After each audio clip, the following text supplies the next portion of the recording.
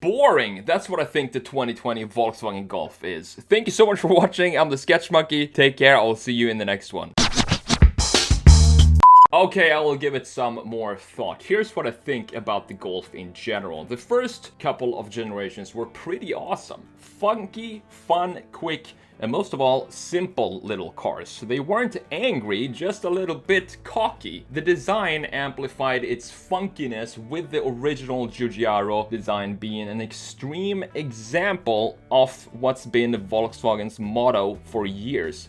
Form should always follow function, not the other way around. You see, when Volkswagen design a car, they have a bunch of rules. You think Audis are boring because they're all pretty much the same car in various sizes? Well, Volkswagen has an entire book about this thick on how to properly design and style their cars. No styling feature can be on the car without it having an explicit function. Every single line needs to be carefully considered before sketching it. It's a car for the people. Simplicity is what we do best, is what the design bosses yell across the R&D departments. And to me, that is totally fine. I'm not against simplicity. I'm all for it. Car styling today is too complex, but at the same time, it seems like 90% of car manufacturers just copy each other's complex lines today, with a few tweaks here and there to make a difference. And what I dislike about this new Golf here is that it seems to have fallen into that category. It seems to have become just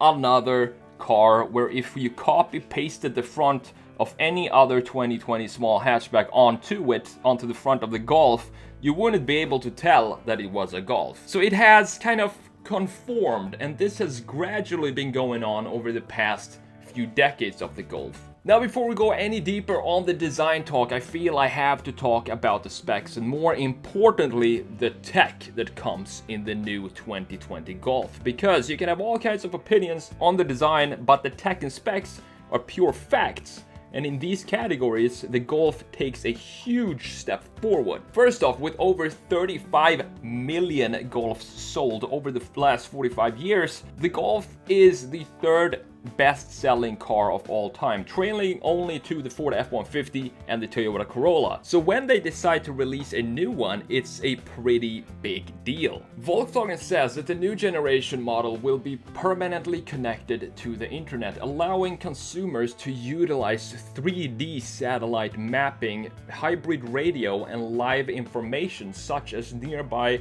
fuel stations and fuel prices. Klaus Bischoff, head designer at Volkswagen, said, "In a world where complexity is ever increasing," which I totally agree with, "the new Golf allows the driver to operate the vehicle intuitively. Almost all of the displays and controls inside the new Golfs are digital. The new instruments and online infotainment systems melt together into a display landscape featuring touch buttons and touch sliders. And there is also a windshield head-up display as an option to further enhance the range of information available to the driver. The new Golf is also the first Volkswagen to connect with its environment as standard, and this happens via something called Car2X. This system communicates with traffic infrastructure and information from other vehicles up to 800 meters or half a mile away, and notify the driver through a display on what's going on. This means that the car can anticipate road hazards and warn the driver in real time. And of course, you can't release a brand new car today without including some sort of autonomous driving, and the Golf is no exception to this. And this will play a key role in Volkswagen's top-selling cars, and this self-driving software will be available this year. Other features include forward collision warning with pedestrian detection, lane keep assist, multicolored ambient lighting, and wireless device charging. So Volkswagen is not really sure if they want to bring the standard Golf to the States, although it's still relevant to American shoppers because they try to bring SUV shoppers that want to downsize and have Golf be an option for them. However, they have confirmed that the next generation Golf GTI and the Golf R will both come to the United States, and that will probably happen in 2021.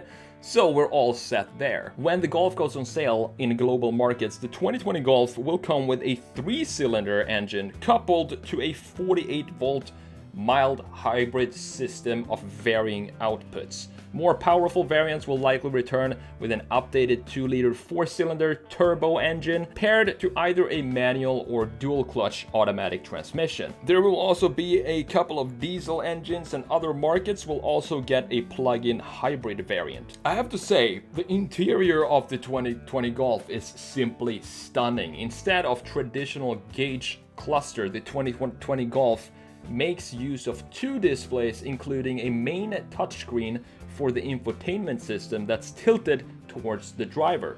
A horizontal layout remains, but the lack of buttons on the center stack suggests that the climate controls may have been moved into the touchscreen. And some people like that, while some people still want to have this tactile feel of a knob, and specifically when it comes to basic settings such as the climate control. But overall, it just feels and looks like a nice place to be in. But that's enough of this nonsense. Now let's get back to what really matters, and that is of course the exterior design of the new 2020 Golf. When I look at this Golf, it seems like it went from Golf in general, just went from a funky, fun, exciting, and a little bit cocky little hatchback to a grown-up, serious, and most disappointingly angry car, just like all the others. Everywhere you look, there are angry faces these days, even when they don't need to be angry. In car design, it feels like they're not innovating right now. It's all in this weird loop of copy-pasting a face onto another car and then tweak a few lines and boom, you have a new model and just ship it. I mean, where's the fun? Where's the expression and identity? Being a car designer today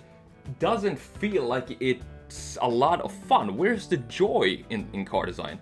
Well, let me show you. One of my favorite cars this year is definitely the Honda E. It just makes me happy when I see it. I mean, how can you not like this little thing, which is to me the definition of a funky little design. And when I think about it, this would make a perfect design for the 2020 Volkswagen Golf.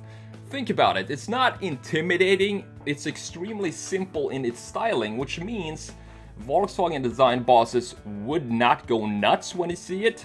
And it kind of reminds me of the first and second generation Golf. It's almost like a modernization of the first generation from 1974, don't you think? You got the round, big, friendly headlights, which is a typical design feature of the early Golfs. The thick C-pillar, also a signature design feature of the Golf, giving it a forward-leaning stance looking at it from the side, which is not easy to do in a small hatchback. But all of these design features are there in the Honda E. Now I'm gonna go ahead and talk about what I think the future of the Golf could look like. Right now, generally speaking, car design has reached a point where there are only so many more tweaks to the shoulder lines you can make. Cars have been designed in the same manner for decades, and to me, it's getting kind of boring. Whenever a new car is announced, we already kind of know what it's going to look like. It will just be a version of the old model with a couple of lines moved up or down or side to side. However, the good news is that we're entering a new era of automotive design, and you know what I'm talking about. It's the electrification of cars, and this, I hope, will be like a whiff of fresh air to the fading flame which is car design. New possibilities we've never seen before.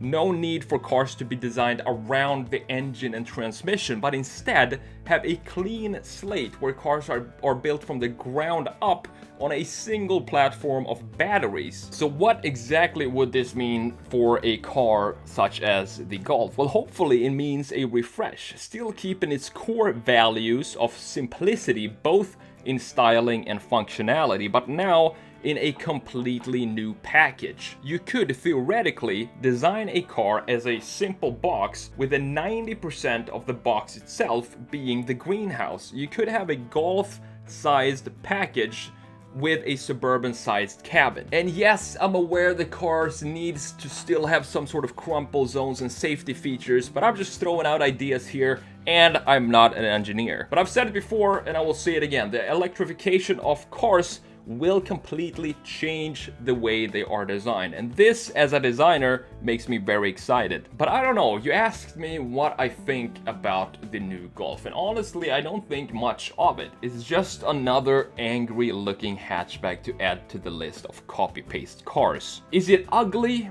Not at all, it's quite attractive. Objectively, it's a decent looking sculpture with solid proportions. Is it a Golf though? In my opinion, I can't say that it is. But you know what? At least Volkswagen decided to be a little bit brave and release it in some funky colors.